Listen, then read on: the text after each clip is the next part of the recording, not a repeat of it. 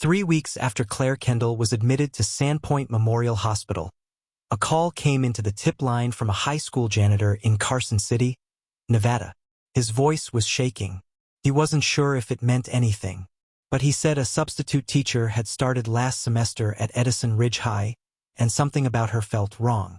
No digital employment records, no paper trail, no social media, not even a state-issued teaching license.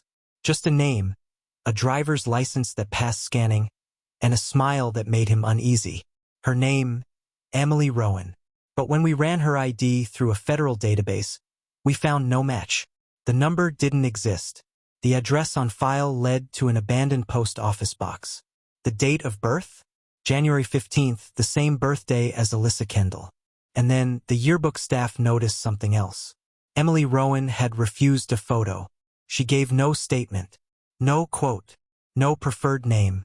But on the back end of the school server, someone had uploaded a placeholder file named AK_32_final PNG. That code matches the subject designation found in the Leak Templar Protocol memo. We had to see her for ourselves. Undercover footage from a parent-teacher conference shows a woman in her late 20s, long brown hair, soft eyes. She's composed, friendly. Her voice is familiar, but there's something about the way she moves, as if she's copying gestures she's seen before, like muscle memory she never earned. A student, 16-year-old Maya Lee, later came forward. She said Miss Rowen was kind. Too kind. She remembered every name by the second day. But one interaction stuck with her. Maya had a panic attack in the hallway. Lights were too bright, too loud. And Miss Rowen knelt beside her and whispered a phrase she's never heard before. "You are not your triggers." They planted those two. Planted. Not learned. Not inherited. Planted. Then Maya said Miss Rowen pulled a small notebook from her bag. She didn't open it. She just held it out. It was covered in fabric. A worn cover, with tiny gold lettering. Maya didn't recognize the words, but we did. It was the same diary Alyssa had written in. The same one found in the ruins of Whispering Pines. And then, just as quickly, Miss Rowen took it back. She told Maya, "You didn't see that." The next morning, Miss Rowen was gone. No resignation. No goodbye. Her classroom was cleared out. No trace on cameras. No digital trail. She simply vanished. But she left something behind. A USB drive taped to the underside of a desk drawer. Labeled in black marker. Playback, WVR.T4 Echo Memory Loop. The contents? A 2-minute video clip. Distorted audio. Faint flickering images. The footage shows a room, a child's room. Posters. A small bed. A girl brushing her hair in the mirror. Then the screen glitches. The reflection isn't her. It's older. Different. And the girl stops moving. But the reflection keeps brushing. Then a voice, low and mechanical, overlays the scene. Echo loop stable. Identity sync degraded. Reconstruct sequence. Then static. And a final line whispered in reverse. Find your first memory. The one before they named you. We slowed it down. Enhanced the frame. And in the reflection, clear as day, is Alyssa Kendall. The real Alyssa. Not aged. Not altered. Which means, this woman calling herself Emily Rowen might not be Alyssa Kendall. She might be a reconstruction. A memory loop. A mirror of the original. Or she might be the first attempt at making Alyssa forget who she was. A living decoy. Claire Kendall, still under psychiatric observation, was shown stills of Emily Rowen during a lucid period. She didn't blink. She didn't speak. She simply turned to the wall and wrote one word, over and over. Wrong. She underlined it 13 times. If Emily isn't Alyssa, then where is she? And what happened to the real one? Just 2 days ago, our team received an encrypted message via a dark web forum linked to Project Alabaster. Contained GPS coordinates. When we arrived, we found a buried lockbox under a broken cairn in Wyoming's Wind River Range. Inside, a fragment of a journal page. Smudged ink, but legible. It read, "They're building more. Not memories. People. I saw her face before she was born, and she looked just like me. That means this goes deeper than one girl. It means Alyssa wasn't the experiment. She was the template, and the final chilling note? Carved into the underside of the box. I wasn't the first, but I was the first to wake up. Which raises a terrifying question. How many others are still asleep? In this part, a biotech shell company in New Mexico, a trail of missing foster children, and an agent who disappeared after discovering a database labeled the Mirrors. It began with a coded email sent from an internal IP address traced to a biotech contractor in Santa Fe, New Mexico. The sender? Unverified. The subject line? Just one phrase. Find the Mirrors. Attached was a single .pdf file. Corrupted. One image still intact. A digital schematic of a DNA cluster labeled AKGen.001. Along the edge, a watermark, Miracore Technologies. We dug deeper. Miracore was dissolved in 2012 after a class action lawsuit alleging unauthorized genomic testing in foster youth across 5 southwestern states. No verdict. No settlement. Records sealed. Employees untraceable. But in a cached employee roster recovered from an archived version of their site, we found a name. Dr. Celine Voss. Lead project architect. Specialist in recombinant memory theory. The same Dr. Voss who vanished in 2013 after being subpoenaed in the Alabaster trial. We believe she's alive, and someone may be protecting her. A FOIA request revealed Miracore once leased a decommissioned cold storage lab beneath an abandoned research facility outside Taos. It was decommissioned in 2010. But a thermal scan conducted 2 weeks ago, illegally by a whistleblower, showed recent activity. Residual heat patterns, human movement, and a locked chamber still drawing power. We went in. No guards. No alarms. Just dust. Silence. And then a steel door. Reinforced. Sealed with a biometric lock. The name on the panel. Mirrors. Active subjects only. Inside 13 glass pods. All empty. Except one. The pod was shattered. The biometric panel destroyed. But inside was a single lock of hair, taped to a file folder. Handwritten across the top. Mirror 1A. Kendall A. We took the folder. Half the pages were gone. But what remained chilled us. Test logs showing accelerated memory implantation. Time-coded entries on personality alignment phases. Behavioral compliance rates. Color-coded from green to red. One entry stood out. It was dated January 15, 2009, Alyssa Kendall's birthday. It read, subject shows signs of pre-echo leakage. Dreams intersecting with source trauma. Diary removed from cell. False narrative reseated. They were altering her memories, erasing truth and replacing it with fiction. But the twist? One file, marked confidential, was labeled Retrieval Protocol. When subject escapes, why would they expect her to escape? Unless that was the design. Unless the escape was part of the program. Unless everything she thought was freedom was still control. We contacted a former Miracore security contractor who agreed to speak under anonymity. He didn't confirm the project outright. But when asked what happened to mirror subjects that woke up, he said, they didn't stay woke for long. Orders came down fast. Clean, quiet, no media. Most were never found. We asked how many mirror subjects there were. He paused, and then said, 12 we knew about, but that was just phase 1. Which brings us to Agent Carmen Rhodes, a DHS operative embedded in bioethics surveillance. She went dark 6 months ago after tracking Miracore's assets to a black site in Arizona. The last file she transmitted was titled, Children of the Echo. Inside were names, ages, dates of disappearances, 39 in total, all foster youth, all without active kin, and all with identical birthday entries. January 15th. The same as Alyssa Kendall. The same as Emily Rowen. But here's the part that changes everything. A hidden EXIF tag embedded in the file metadata contains GPS coordinates. Just outside Page, Arizona. We followed them. It led us to a desert basin. Barren.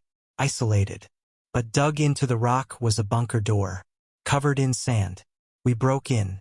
The smell of formaldehyde, rows of medical cots, straps, monitors, and hundreds of white envelopes, each containing a Polaroid.